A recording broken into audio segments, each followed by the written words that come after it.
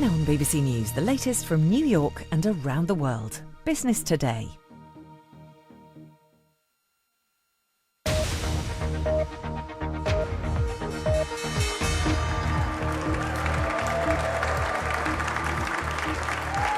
Live from New York at the opening bell, this is Business Today.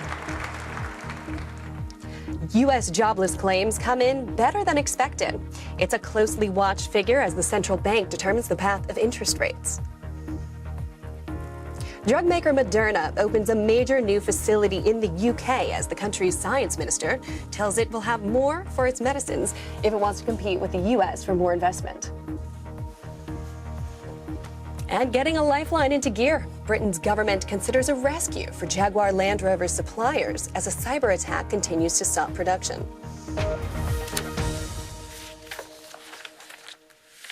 Hello and welcome to Business Today, live from New York. I'm Erin Delmore.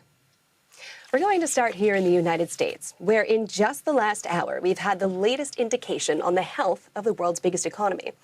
There was a better-than-expected 218,000 new claims for unemployment benefits. That comes after Central Bank Chairman Jerome Powell earlier this week reiterated his concerns that the weakening of the jobs market was becoming a major concern in the U.S. economy. You could see the reaction on Wall Street. Now, another big concern for investors is the potential for a shutdown of the federal government, which could happen next week if Congress can't agree on how to fund it.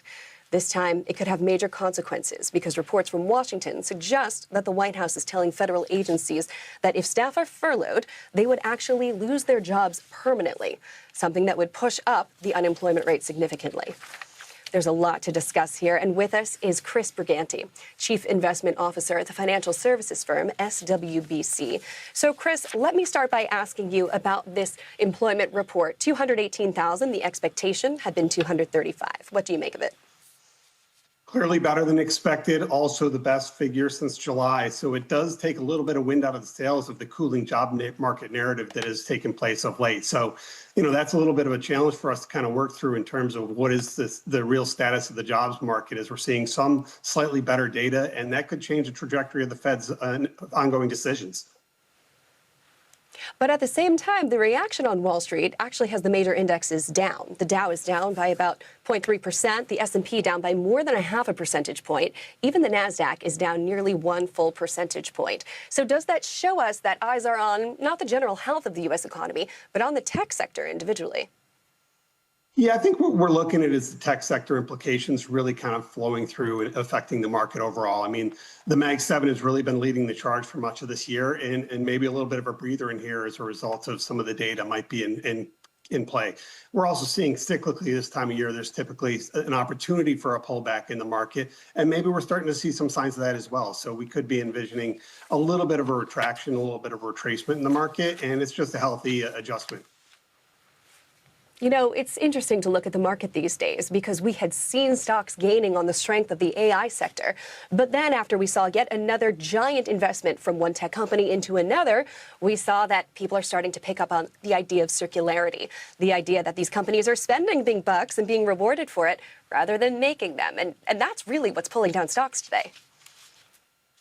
Yeah, what we're seeing overall, I think, is a little bit more of the FOMO market kind of continuing to bleed through. People do not want to miss the opportunity for upside, and we're seeing that across the board. But ultimately, there's reasons for the market to adjust and correct. There's reasons for things to, reset, so to speak. A level setting of the playing field sometimes is a good thing. And ultimately, what I'm expecting is a little bit of that opportunity to come into play and people to be, able to adjust and accordingly and ultimately benefit from a long-term upward trajectory of the market. Chris, you called it the FOMO market. It's a phrase that we're going to have to use a little bit more over here. But let me back up and ask, do you think that we're experiencing an AI bubble?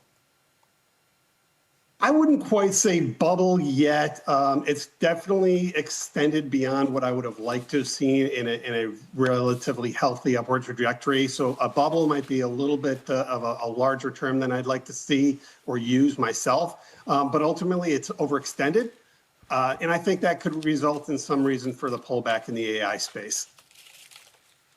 All right. Well, Chris Briganti, we will see how this unfolds. Thank you so much for your time today. Thank you for having me. Now, in other news, the pharmaceuticals giant Moderna has opened a major new vaccine manufacturing and research center in the UK.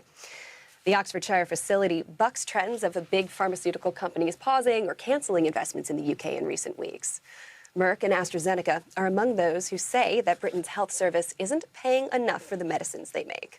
And now the Science Minister, Lord Patrick Vallance, has told the BBC higher drug prices are on the way if that exodus is to be stopped. The investments are also in demand from President Trump, who also wants lower drug prices in the U.S. and is using the threat of tariffs to push manufacturing back to his country. Our business editor, Simon Jack, has been speaking to the UK's Science Minister. There's absolutely day-by-day discussions going on, including with industry, including with the US, to try to come to a solution here that's right for innovation, right for getting companies into the UK, and right for patients in the NHS. And that's what we're working on. I've got no doubt we'll come to some arrangement which gets to the right position on this, because we have to, because it's one of our great industries, one of the great success stories of what the UK can do, and because it's the most relevant thing to actually improving health in the UK. Is it embarrassing for a government that declares that life sciences is a crown jewel and it wants to be a superpower for some companies to call this country uninvestable? Well, I don't think people are saying it's uninvestable. I don't They think are saying well, that. They're saying they do not. Actually, what they're saying is they do not want to invest at the moment until this commercial environment's fixed. That's a different thing from uninvestable. And if you look at what's happened here, if you look at BioNTech that have put $1 billion into this, if you look at Prologis, who announced $3 billion for the Cambridge Biomedical Science Park, people are investing. We've also got investors coming back to the UK from the US to invest. So there are investable propositions here. The basics are right. We know that people want to invest here. We need to get the commercial environment right. That's what we need to get fixed. So price increases are inevitable if we're going to fix this, correct? I think price increases are going to be a necessary part of what we need to do to get to a solution which will benefit patients. The industry likes to think of us to consider health a sovereign capability, like defence. The US has said it's fed up of us outsourcing our defence to the US. They're saying the same thing about the pharmaceutical industry. They've been bankrolling all the innovation. The Trump factor is big here. That is a big factor, and it is the case that drug prices are very much higher in the US than anywhere else in the world, and it is the case that a lot of the profit from companies comes from the US, and that feeds R&D. And the UK is something like 2% or less of the profit of companies globally. So basically, as prices go down in the US, they are bound to go up in the UK. Well, I don't think that necessarily is the equation, but of course President Trump has said he wants greater parity on pricing. The British government is considering some kind of financial support to suppliers of the car maker Jaguar Land Rover. It's because the company, which is owned by the giant Indian conglomerate Tata, has been crippled by a cyber attack for almost a month. The pause in production is believed to be costing the company around $70 million a week. However, the more immediate concern is for the smaller companies that supply it with parts. Here's Philip Norton with the latest. These production lines normally have around 1,000 cars a day rolling off them, made at 3 UK sites by around 33,000 workers. But they ground to a halt after a cyber attack crippled Jaguar Land Rover's computer systems, paralysing the complex IT and machinery used to build the cars. The workers remain at home, but the ripple effect is widening. This bus company, which transports workers, is losing around £2,000 a day. We're still having to pay the drivers for their time, and obviously the vehicles aren't in use and we're losing out on the revenue. Around 100,000 people work in the supply chain. Many companies rely solely on the car building giant, prompting fears some could go bust without urgent financial help.